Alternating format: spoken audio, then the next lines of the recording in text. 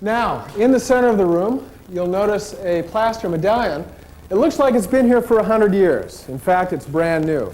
It is the work of master plasterer Francois Fouriery, who for the last several months has been working on the Lucas Theater downtown. Recently, Norm had a chance to check it out. Careful with the stairs. Okay. Now we've come in backstage.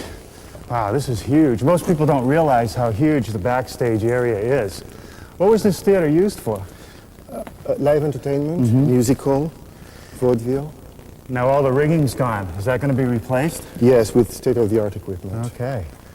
And out here, the house. And it's filled with scaffolding. What's that for? To have access to the auditorium ceiling? To do all the restoration of the plasterwork up there? Yes, and for the other trades as well.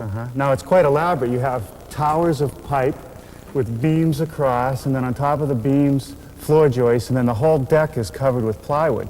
So you're right up close to the ceiling to make the work easier. Yes. Now you've started at the top. Why start at the top? For the dust to settle down afterwards? So you don't want all that new work to get dusty, and all the plaster dust is just going to keep falling down through the process of the job. Now, can you show me some of the condition of the plaster when you started? We have a good example of the condition of the theater. Right over here. Yes, on the proscenium. Wow, that looks pretty bad. You're actually missing some of the plaster totally. Some of the elements are just hanging here loosely. Some of them are totally gone. What causes damage like this? Water damages.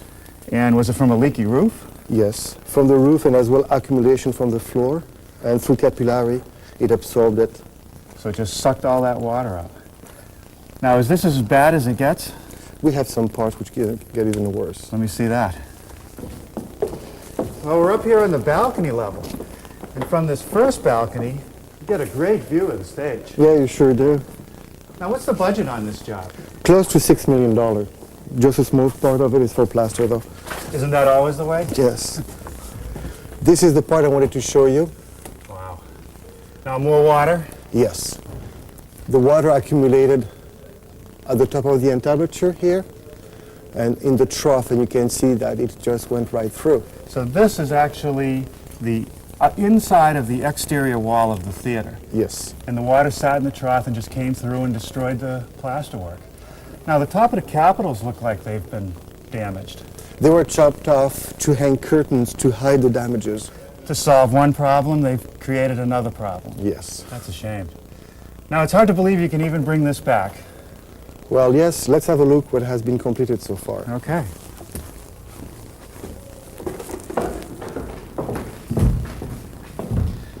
Now we are at the balcony level.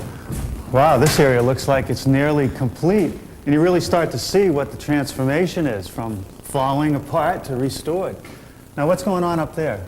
He's sealing the composition gold with shellac. So it's not real gold? No. Budget? Budget. Okay. Now, how much of the plaster work is restored here? Everything that you see at eye level is new.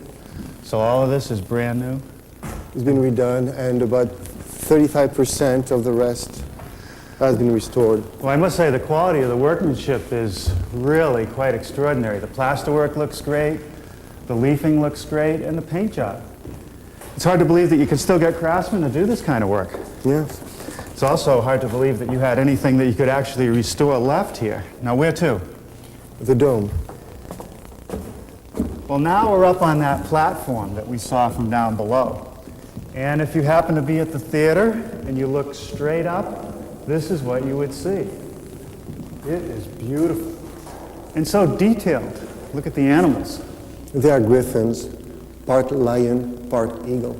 You can even see the muscles. It's hard to believe that you would have that much detail when you're going to see it from 75 feet away. Now, what amazes me is I wouldn't even know how to go about starting a restoration like this.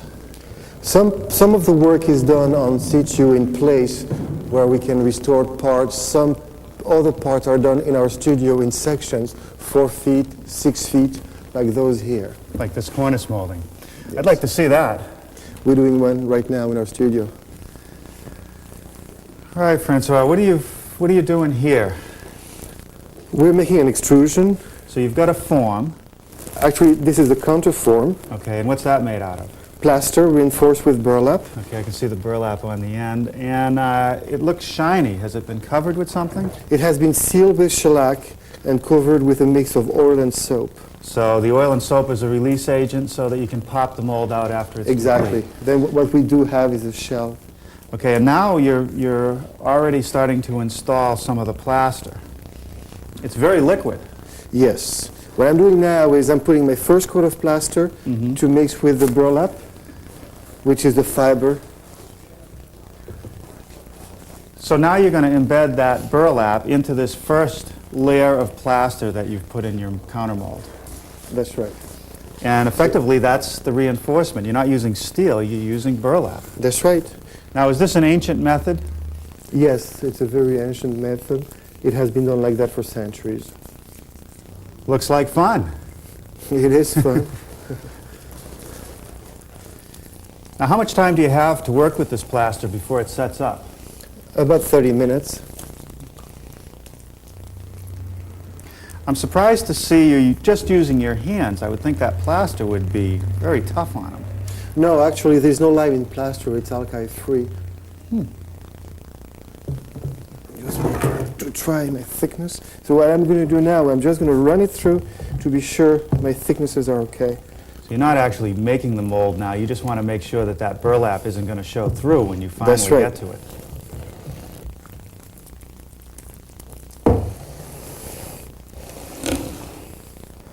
Gee, I'd give you a hand, Francois, but I think I'd just make it worse. Where did you learn how to do this? I'm the third generation. I've learned with my father. That learned with his father. I guess I'm also surprised that this plaster is so soupy. Well, it's very liquid. We don't have any lime in it to increase the consistency. You see, we use the plaster raw to do the extrusion. In solid plastering, they would have used a lot of lime, up to a full third of lime to give it body. But in this application, we don't need it. Plus, we have a lot more strength by not putting lime in it. Well, I guess this is one of the most important tools that you use. You've actually taken a thin piece of metal, cut to the exact profile of the molding you're trying to reproduce, and mounted it in this wooden sled. Yes.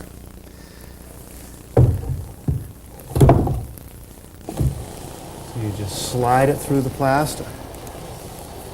Now, how many times are you going to do that? Many times.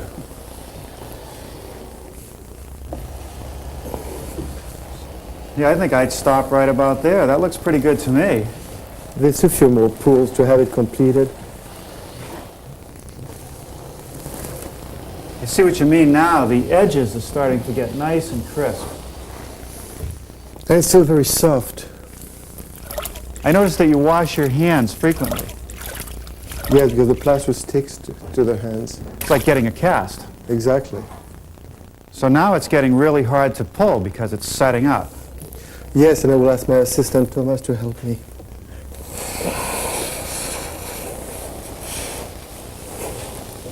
How many of these could you do in a day?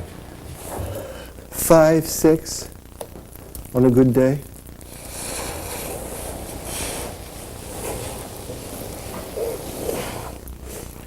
Now this technique is the essence of all fibrous plaster work. Whatever you saw in this theater is based upon extrusion technique. All the rest of the ornamentation is then bedded on.